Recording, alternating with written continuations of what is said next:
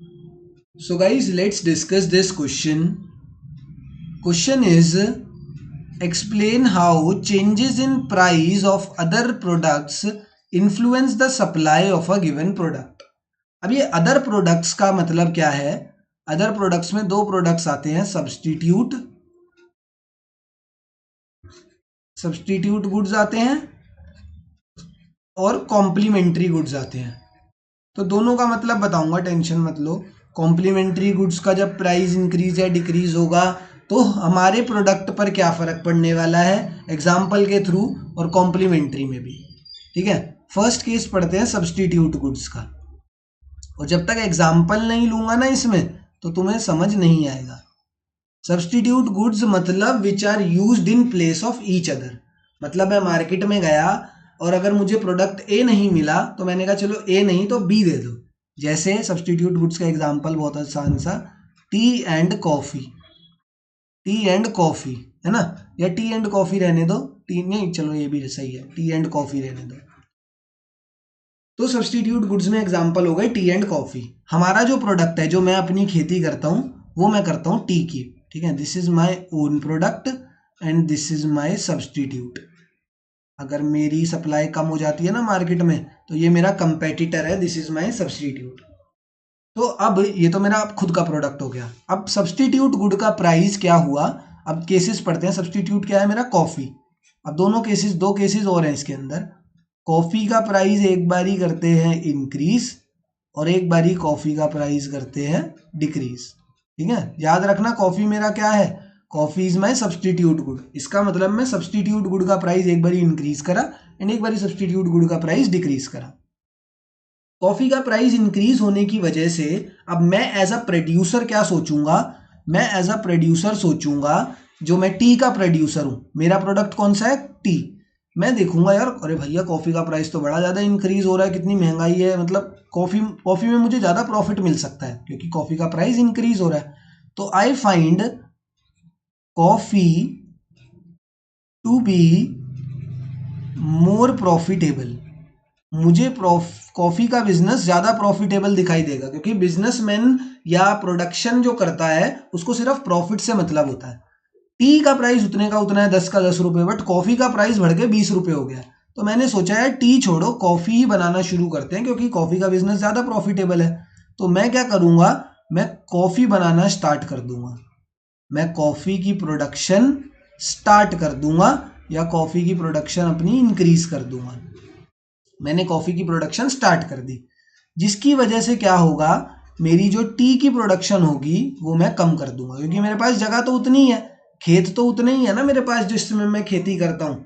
अब मैं वहां पर कॉफ़ी उगाने लगा तो अब मैं टी वहां पर नहीं उगा पाऊंगा या कम उगाऊंगा, कुछ भी हो सकता है। तो अब हमें क्या देखने को मिला, अगर सब्सटीट्यूट गुड का प्राइस इंक्रीज होता है तो हमारा खुद का जो प्रोडक्ट होता है उसकी सप्लाई डिक्रीज हो जाती है।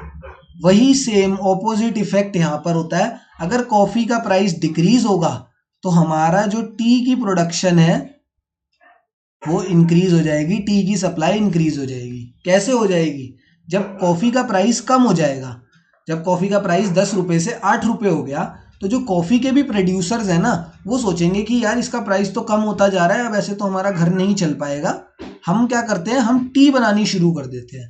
तो जो कॉफी के भी प्रोड्यूसर्स हैं वो टी की तरफ शिफ्ट हो जाएंगे और टी की प्रोडक्शन इंक्रीज हो जाएगी।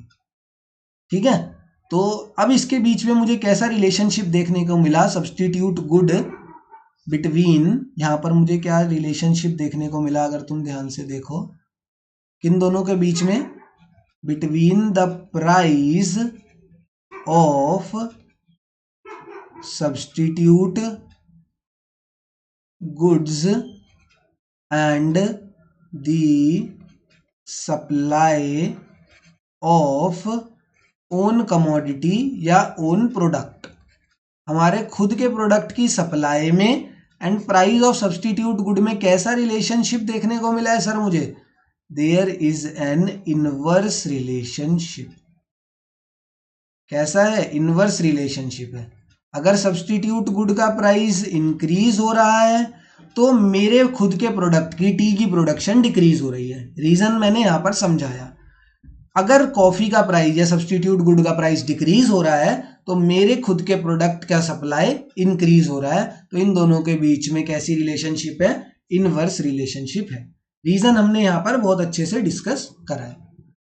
ऐसा ही अब रिलेशनशिप समझते हैं कॉम्प्लीमेंट्री गुड्स के बारे में। ठीक है, वो नेक्स्ट पेज पर देखते हैं। ठीक है, अब हमें रिलेशनशिप देखना है कॉम्प्लीमेंट्री गुड्स के प्राइस के बारे में एंड हमारे खुद की प्रोडक्शन के कॉम्प्लीमेंट्री गुड्स का प्राइस और हमारा खुद का product. Complementary goods are which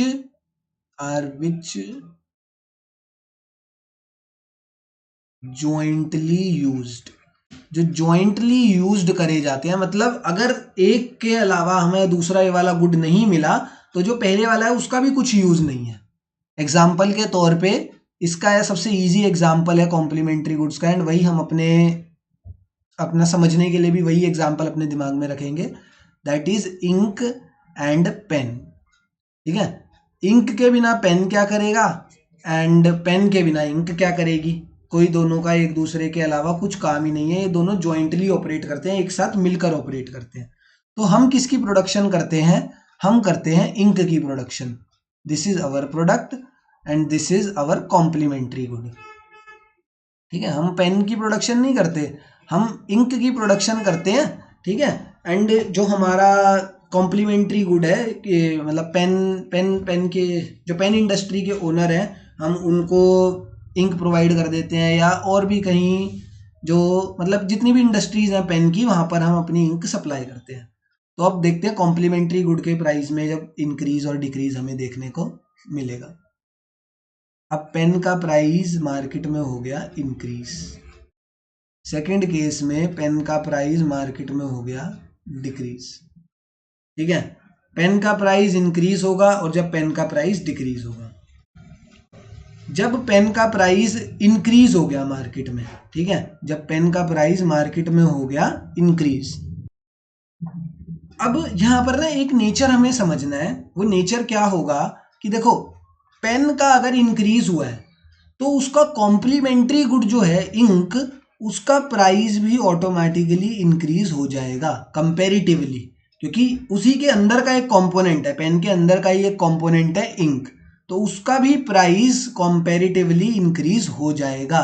and जब उसका प्राइस भी इंक्रीज हो जाएगा तो हमें प्रॉफिट, जो प्रोड्यूसर का प्रॉफिट है, जो मैं इंक बना रहा हूं, मेरा प्रॉफिट भी क्या हो जाएगा? इंक्रीज हो जाएगा। एंड जब मेरा प्रॉफिट भी इंक्रीज होगा तो मेरी जो सप्लाई होगी, जो मेरी सप्लाई मैं कर रहा हूँगा, वो भी क्या हो जाएगी? इंक की सप्लाई भी इंक्रीज हो जाएगी। किसकी सप्लाई है ये? इंक की सप्लाई। एंड इसी का ऑपोजिट यहाँ पर हमें देखने को मिलेगा। जब पेन का प्राइस डिक्रीज होगा तो इंक का प्राइस भी डिक्रीज हो जाएगा, हमारा प्रॉफिट भी कम हो जाएगा, और मैं इंक की जो सप्लाई करता हूँ, मैं इंक की सप्लाई भी कम कर दूंगा। तो मुझे क्या समझ आया इन दोनों चीजों के बारे में? Between the price of complementary good, between the price of complementary good and the supply of own commodity और own product, हमारे खुद के प्रोडक्ट में and price of complementary good में कैसा रिलेशनशिप है? तो इन दोनों के बीच में डायरेक्ट रिलेशनशिप देखने को मिल रहा है हमें साफ साफ। कैसे देखने को मिल रहा है?